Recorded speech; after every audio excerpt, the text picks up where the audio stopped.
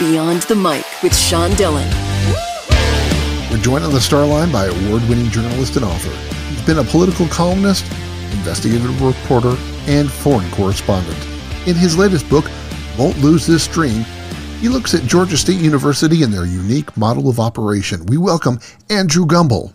Good morning. Good morning. Let's go beyond the mic. You've written about Amanda Knox, dirty elections, and the Oklahoma City bombing. Why was this story so important for you to cover? Well, when I first looked into what was going on in downtown Atlanta at Georgia State University, I knew that this was a place that had done remarkable things for its large population of lower-income students. It had erased all achievement gaps. It had vastly improved the graduation rate. It was like an intellectual curiosity. And then I went there and I met some of the students, and in particular met some of the advisors who've been instrumental in transforming the prospects of the student body. And, heard some of the individual stories, people who'd come from remarkably tough backgrounds, had weathered incredible adversity, and through sheer determination and strength of spirit had managed to figure out how to turn things around, get themselves a degree, transform their lives and their families' lives. People who were struggling with homelessness, people who had to deal with cars that were totaled, family members who got sick, you name it. And, there were moments where I would hear these stories, the person telling the story would be in tears, I'd be in tears, and I just thought, for people to understand what it takes for people of this uncommon determination to get their degrees and to have the support of an institution that understands how to maximize the chances of them getting there is really an important story, both in terms of just humanly, it's mind-blowing, but also, it really points the way to a future where some of these gulfs between the rich and poor in our society, the racial inequities, all the other things that are now being talked about in the news. Here is an institution that quietly, without the partisan politics, without the noise, is getting on with the business of resolving the problem. And that, to me, is a really important thing to be investing my time in. And I think that people will really respond to it when they see what has been going on there. Did it surprise you when you discovered a school that wanted to actually, educate students and help them succeed rather than to just pull in money? Right. Well, this is, one of the shocking revelations to me, and I think for a lot of people who are not in higher education, is this, lazy assumption in many institutions that certain categories of student, which is to say poor students, minority students, students whose parents didn't happen to go to college, are just doomed to fail in high numbers. And it's not true. What those students need is support so that they can fulfill the potential that those universities have already seen in them. Otherwise, they wouldn't admit them in the first place. And what that takes is an approach that says we're not going to have faculty design the courses to suit their schedules, and suddenly you find that physics, chemistry, and biology are all scheduled for 9 o'clock on Tuesday morning. We're going to actually space it out. We're going to make sure there's enough space in intro classes so students who need to take it in a certain semester can.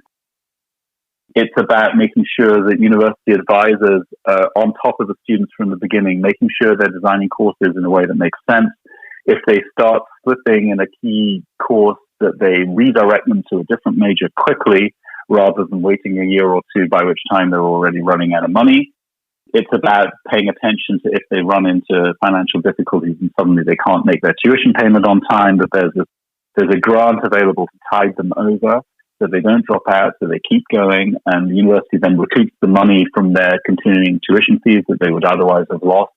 It's about a different mentality that says, we care about our students, we're going to pay attention to our students, and by the way, we're going to turn the traditional leadership of universities upside down to make sure that we do that. And, there was some really visionary leadership at Georgia State, driven a little bit by necessity after the 2008 recession, and driven partly by a moral mission that said, it's no longer acceptable to admit students, watch them load up with debt, and send them away without a degree. And, this is something that we can no longer tolerate in our institution. And by having that mentality, Georgia State has now become a leader for a different kind of approach. And it's become a place where people are super excited to work. Professors, administrators, they're all applying for jobs there because they want to be part of this exciting, groundbreaking new model for education.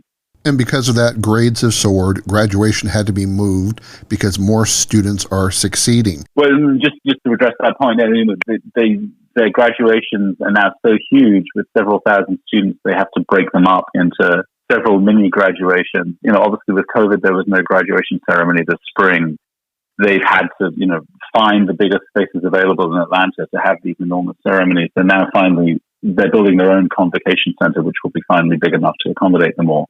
But, you can't overstate the transformation not only of the university, but of downtown Atlanta itself, which, like many downtowns, it got hollowed out in the 80s and 90s.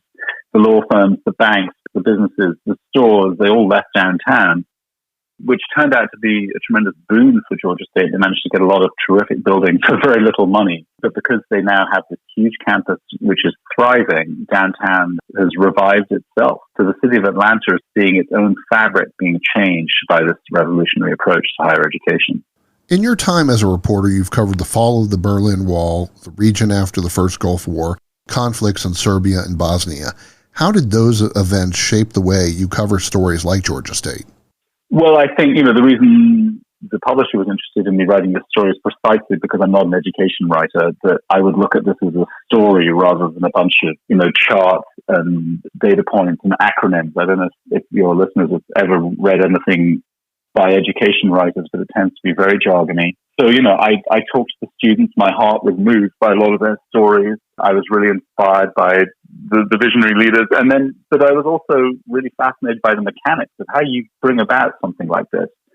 There was a lot of fighting. There were a lot of people with big egos and big brains who were saying, this is crazy, you can't do this. And watching the mechanics of how the university maneuvered, not only internally, but maneuvered with the state university system, with the state legislature. And we're talking about Georgia, so it's a very conservative state legislature that's naturally suspicious of academia, right from the get-go. How you wage those battles, how you manage to prove that what you're doing works, how you show the conservatives that it's good for business in the Atlanta region, how you show the liberals that it's great for civil rights and social advances, and how you bring those constituencies together, even though normally they never want to talk to each other. It's a fascinating political story. It's a fascinating human story.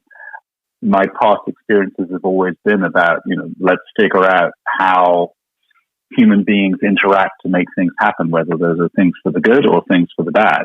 That's what gets me up in the morning. You said earlier this year, quote, writers and artists are not politicians. They don't answer to the public except insofar as they seek to engage with the world and illuminate something we might not otherwise see for ourselves. Not all those efforts succeed. And of course, it's fine to talk about that. But if we demonize the failures or perceive failures to the point where we question whether authors should be writing at all, then we demonize the enterprise itself, and we all lose. As an author, what do you feel your obligations are to your readers, and how did that, quote, affect the way you covered Georgia State? Well, the thing you just read out was in relation to the novel American Dirt, and the author of the novel, whose name I have to confess I've temporarily forgotten, got a lot of stick because she presumed to write about the experience of Mexicans and Central Americans crossing the border into the United States when she was herself, marginally Latino, if Latino at all. That relates to my position in this project, in one respect. I am not from the South. I'm not in higher education. I'm not African American, but I'm writing about people who fall into one or more of those categories. I felt my job with this project was to listen to people's stories and let those stories speak for themselves. Whether I succeeded in that or not, I don't know. But I think it's important, in a time where people talk about who has the right to tell what story. My answer to that is, the university is made up of all these different people, the university president all the way down to the individual students. They all have stories to tell. And if I, as an author, can listen to those stories and put them together in a compelling narrative, then I've done my job. And, I think that Georgia State as an institution has an analogous approach, which is they don't see their students as Black students or poor students or Latino students or gay students or whatever. They see each student as an individual with certain needs, with certain crises in their lives, and they will meet those needs and address those crises and solve those problems. And if you do that, then you find that the racial or the class piece of it will take care of itself. And Georgia State has erased all achievement gaps. Everybody succeeds at the same rate. In fact, African American and Latino students and first generation students actually perform at slightly above the university average. There's an important lesson there at a time when everybody's obsessed with, what does my group get? Who represents my group? This is a different approach to saying, no, we're going to treat everybody as individuals. We're going to take your problems seriously and we're going to solve them. And I think that's a very inspiring approach. The book is Won't Lose This Dream, the author Andrew Gumbel. Thank you so much for taking the time to talk with me today. You're very welcome. And that, my friends, is a Beyond the Mic shortcut.